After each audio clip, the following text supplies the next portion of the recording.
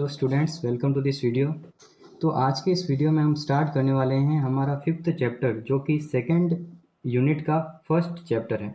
Second unit जो हमारी है केमिस्ट्री की, उसका फर्स्ट चैप्टर है दैनिक जीवन में रसायन। तो पाठ्य पुस्तक का जो पहला पैराग्राफ है उसमें क्या दिया हुआ है वो एक बार हम देख लेते हैं। उसमें दिया हुआ है कि दैनिक जीवन में हम जो केमिकल्स होते हैं यानी कि रासायनिक पदार्थ होते हैं उनका किस तरह से उपयोग करते हैं, किन किन चीज़ों में जो है वो केमिकल उपस्थित होते हैं। तो रसायनों का उपयोग कहाँ कहाँ होता है। साबुन व अपमार्जक, जैसा कि हम जानते हैं कि साबुन का रासायनिक फॉर्मूला क्या होता है, C17H35COONA। मतलब उस वो भी एक क्या है, केमिकल है, उसमें केमिकल्स का यूज़ होता है। फिर आता है सीमेंट। सीमेंट में भी लगभग 7 से अधिक केमिकल्स आपस में मिलकर सीमेंट का निर्माण करते हैं, जो हम बाजार से खरीदते हैं। फिर आता है मोटर वाहन। मोटर वाहन में जो पेट्रोल डीजल वगैरह यूज होते हैं उसमें भी केमिकल होता है। फिर होता है कृषि। कृषि में जब कीड़े वगैरह मारने के लिए जो दवाइयों का यूज़ किया जाता है वो भी एक तरह का केमिकल होता है। यूरिया वगैरह डाला जाता है वो भी केमिकल है। फिर आती है दवाइयाँ। दवाइयाँ जो हम यूज़ करते हैं उनमें भी केमिकल, वो भी केमिकल से बनी होती है। फिर आता है विद्युत उपकरण, जैसे कि फ्रिज। फ्रिज में हम जानते हैं कि क्लोरोफ्लोरोकार्बन नाम की गैस होती है, जो क्या है, एक प्रकार का रसायन है। तो इसमें भी रसायन का यूज़ हो गया। फिर आता है खाद्य पदार्थ। अलग अलग टाइप के जो खाद्य पदार्थ होते हैं उनमें अलग अलग रसायन होते हैं। जैसे कि इमली में टार्टरिक एसिड होता है, उस तरह से अलग अलग प्रकार के रसायन जो है वो विभिन्न खाद्य पदार्थों में पाए जाते हैं। तो किताब में जो है वो इस जानकारी के बाद जो है वो अम्ल, क्षार और लवण की सामान्य जानकारी दी हुई है। तो हम उस सामान्य जानकारी को देखते हैं।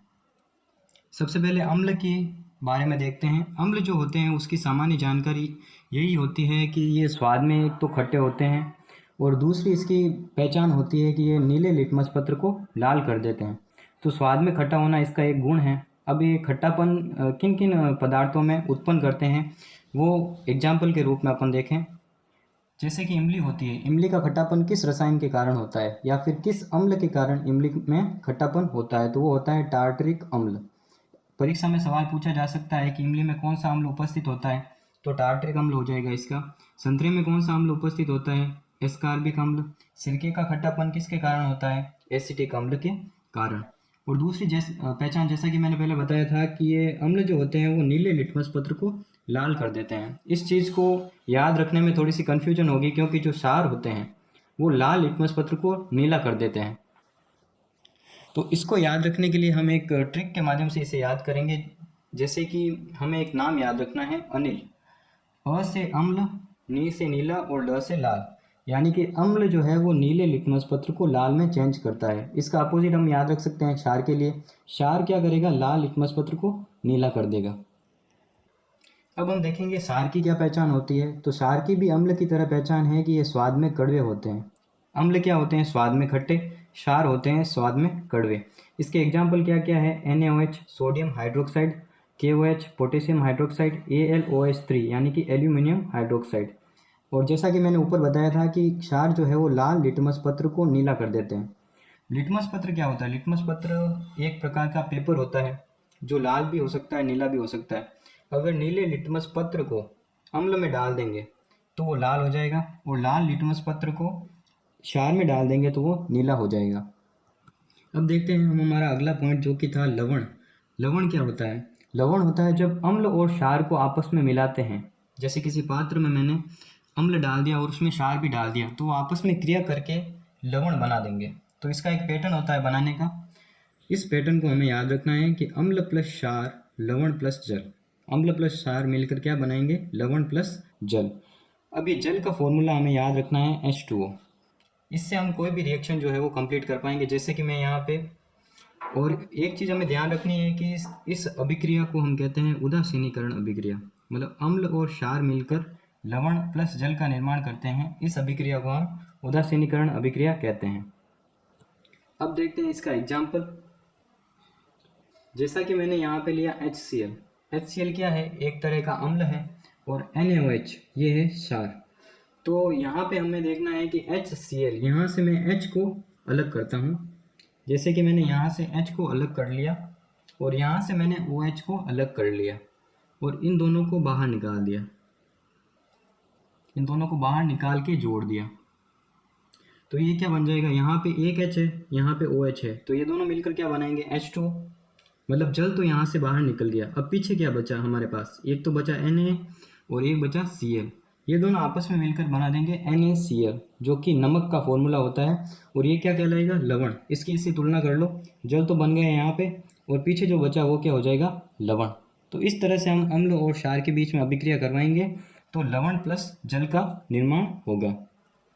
अब हमें कुछ चीज़ें यहाँ पे याद करनी होगी, जैसे प्रबल अम्ल कौन कौन से हैं, दुर्बल अम्ल, प्रबल क्षार और दुर्बल क्षार कौन कौन से हैं। तो प्रबल अम्ल कौन कौन से हैं, HCl, H2SO4 और HNO3। इसको हम कहते हैं हाइड्रोक्लोरिक एसिड, इसको सल्फ्यूरिक एसिड और इसको नाइट्रिक एसिड। दुर्बल अम्ल कौन कौन से हैं, CH3COOH, इसको हम कहते हैं एसिटिक एसिड, और H2CO3, इसको हम कहते हैं कार्बोनिक एसिड। फिर आता है प्रबल क्षार, NaOH सोडियम हाइड्रोक्साइड और KOH पोटेशियम हाइड्रोक्साइड। फिर आता है दुर्बल क्षार, NH4OH यानी कि अमोनियम हाइड्रोक्साइड और MgOH2 यानी कि मैग्नीशियम हाइड्रोक्साइड।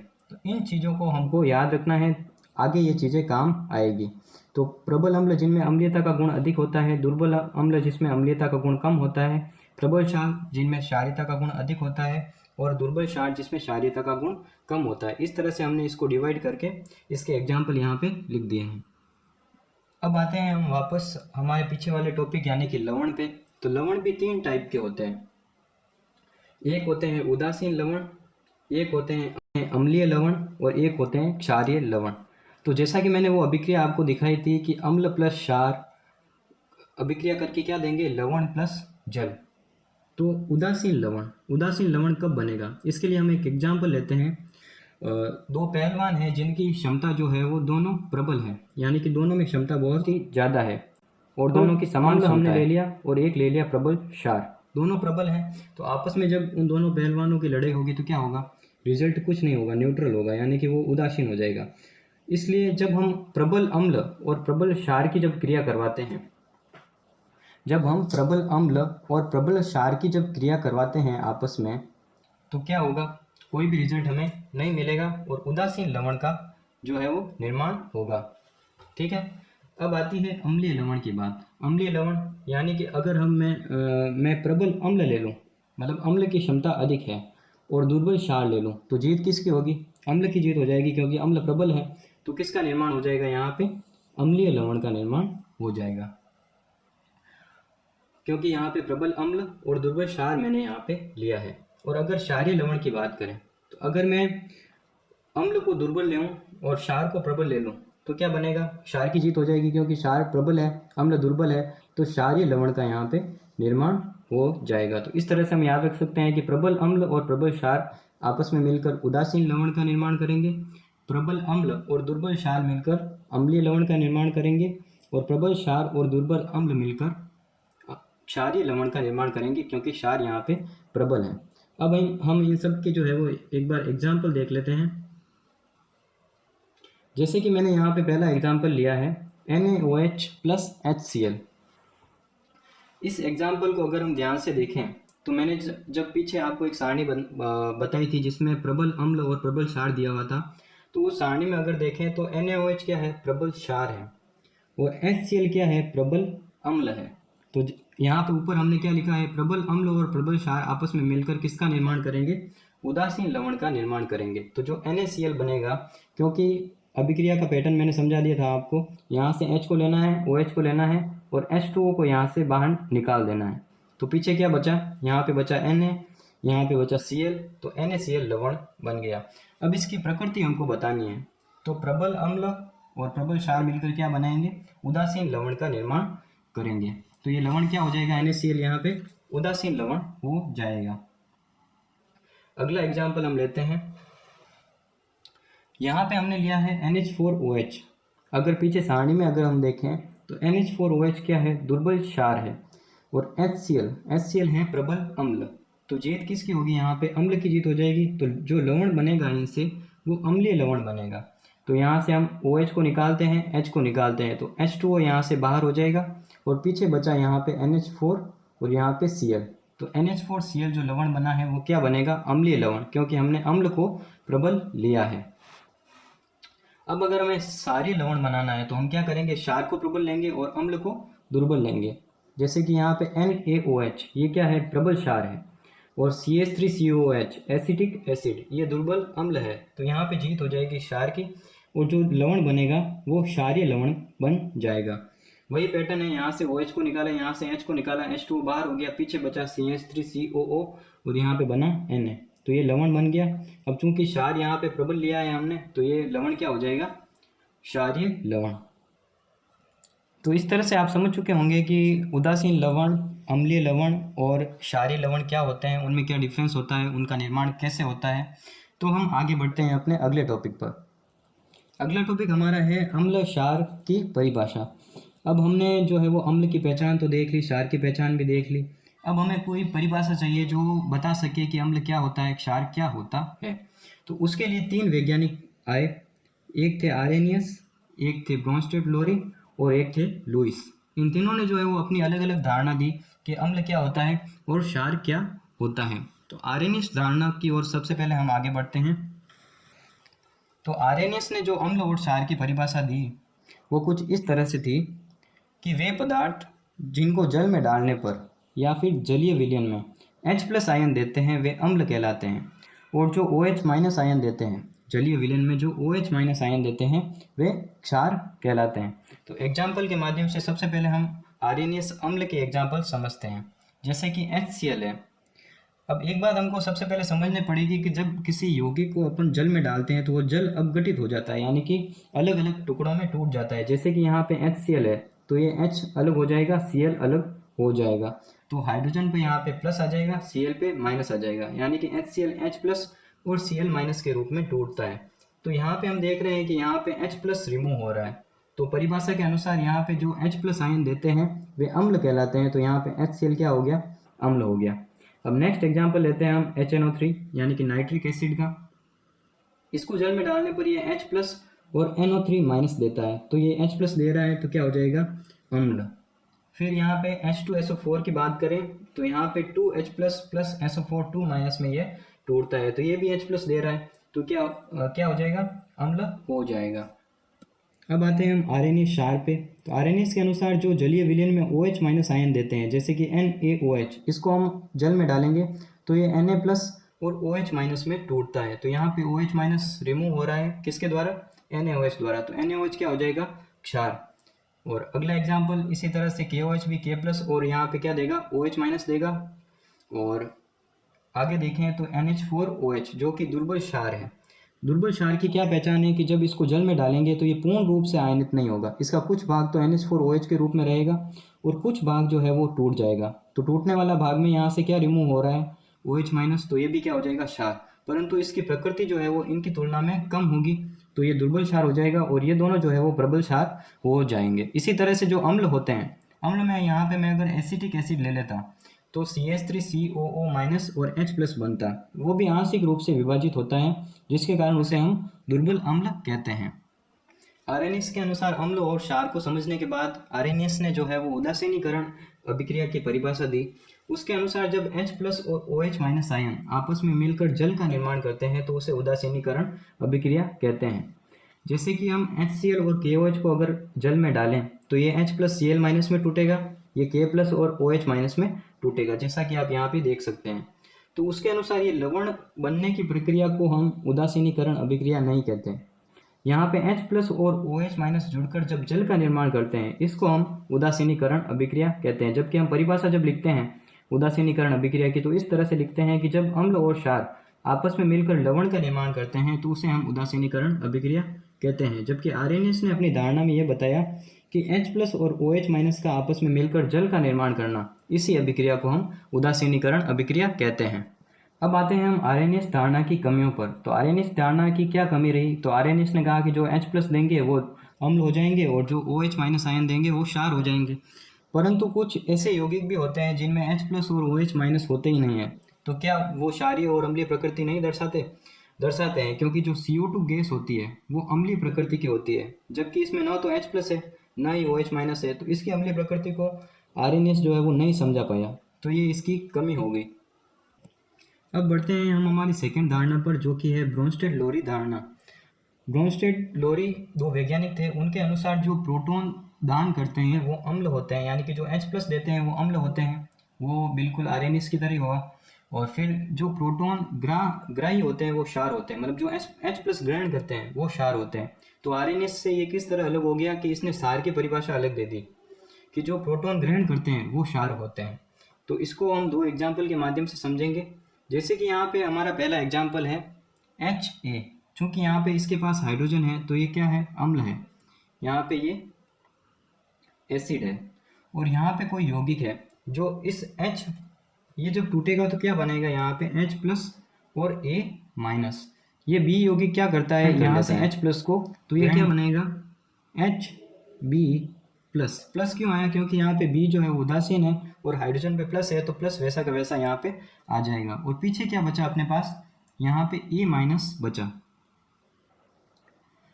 तो ब्रोंस्टेड और लोरी के अनुसार जो अम्ल होता है उससे जो हमें स्पीसीज मिलती है, क्योंकि अम्ल से हमने H प्लस को बाहर निकाल दिया।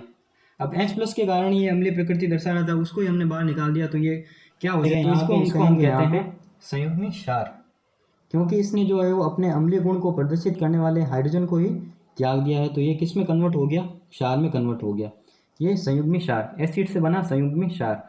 और यहाँ पे जो क्षार था जिसने H प्लस को ग्रहण किया है, वो अब H प्लस को चूंकि ग्रहण कर चुका है तो उसमें अम्लीय प्रकृति होगी, क्योंकि यहाँ पे हाइड्रोजन आ चुका है इसके पास।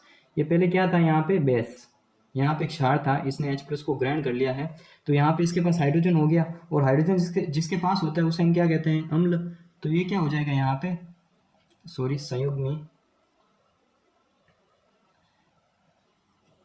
संयुग्मी अम्ल। तो क्षार से बनेगा संयुग्मी अम्ल और अम्ल से बनेगा संयुग्मी क्षार। इसका एक और एग्जांपल लेते हैं हम। यहाँ पे NH3 क्या होता है, क्षार होता है यहाँ पे। और क्षार के साथ जल हमेशा अम्ल की तरह व्यवहार करता है, यानी कि एसिड की तरह बिहेव करता है। तो H2O किस रूप में टूटेगा, H प्लस और OH माइनस। ये H प्लस क्या होगा, यहाँ पे NH3 के पास चला जाएगा, तो क्या बनाएगा, NH4 प्लस, क्योंकि यहाँ पे 3 हाइड्रोजन है, एक हाइड्रोजन ऐड हो गया किसके साथ, प्लस के साथ, तो यहाँ पे आ जाएगा NH4 प्लस। और पीछे यहाँ पे क्या बचा हमारे पास, OH माइनस। चूंकि ये NH4 प्लस जो है वो किससे बना है, NH3 से।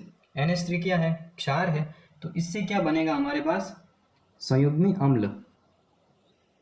क्षार से बनेगा संयुग्मी अम्ल। और जो एसिड होगा, यानी कि जो H प्लस दे रहा है यहाँ पे, जल चूंकि H प्लस दे रहा है, तो एसिड से हमेशा क्या बनेगा यहाँ पे, ये हो जाएगा संयुग्मी क्षार, क्योंकि अम्ल से H प्लस निकल चुका है।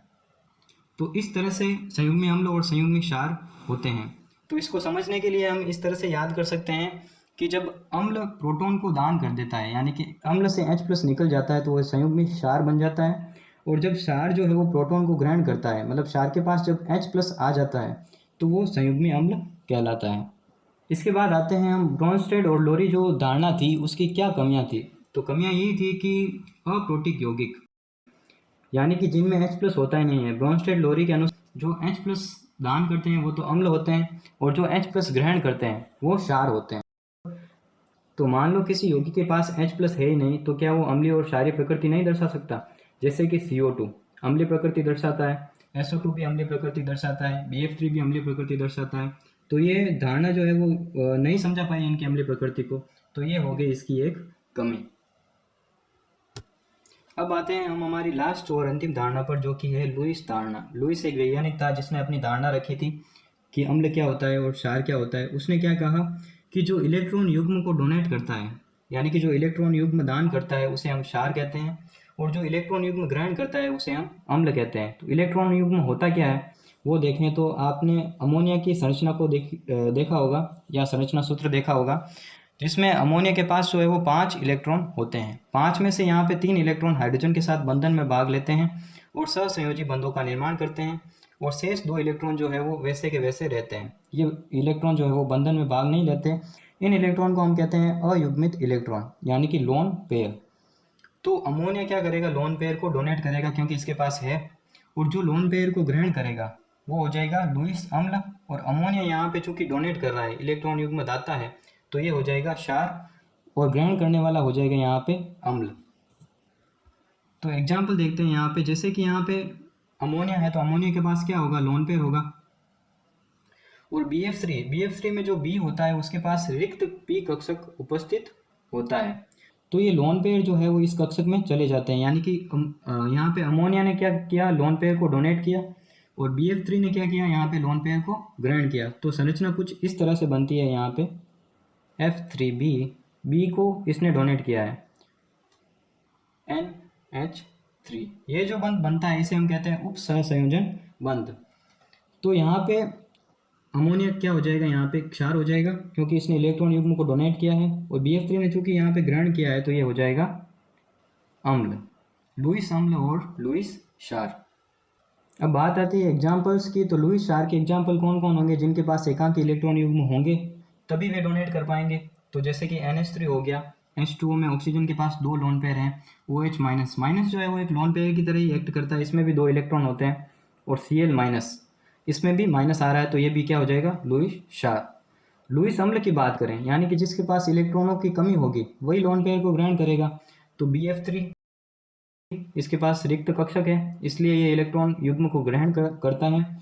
Na+ क्योंकि यहाँ पे पॉजिटिव है, यानी पॉजिटिव क्या दर्शाता है, इलेक्ट्रॉनों की कमी होने के कारण ये क्या करता है कि जो एकांक इलेक्ट्रॉन युग्म युक्त अणु होते हैं उनसे ग्रहण करता है, जिसके कारण ये क्या हो जाएगा, लुईस अम्ल। उसी प्रकार Mg+2 यहाँ पे पॉजिटिव आ रहा है, यानी कि इलेक्ट्रॉनों की कमी है। अब अगर इन तीनों धारणाओं को हम संक्षिप्त में समझें तो क्या क्या है, आर्रेनियस धारणा, ब्रोंस्टेड-लोरी धारणा और लुईस धारणा। तो आर्रेनियस के अनुसार जो H+ डोनेट करता है या H+ दाता होता है वो अम्ल होता है, और जो OH- दाता होता है वो क्षार होता है, यानी कि जलीय विलयन में जो H+ देता है वो अम्ल, और जो जलीय विलयन में OH- आयन देता है वो क्षार होता है। और ब्रोंस्टेड-लोरी के अनुसार जो H+ डोनेट करता है वो अम्ल, और जो H+ ग्रहण करता है वो क्षार। और लुईस के अनुसार जो इलेक्ट्रॉन युग्म ग्रहण करता है वो होता है अम्ल, और जो इलेक्ट्रॉन युग्म डोनेट करता है वो होता है क्षार। तो इस तरह से हमें परीक्षा में अगर किसी तरह की परिभाषा पूछी जाए, जैसे कि आर्रेनियस के अनुसार अम्ल और क्षार को परिभाषित कीजिए, तो हम इस प्रकार से परिभाषित करेंगे कि जो जलीय विलयन में H+ आयन देते हैं वो अम्ल होते हैं, और जो OH- आयन देते हैं वो क्षार होते हैं।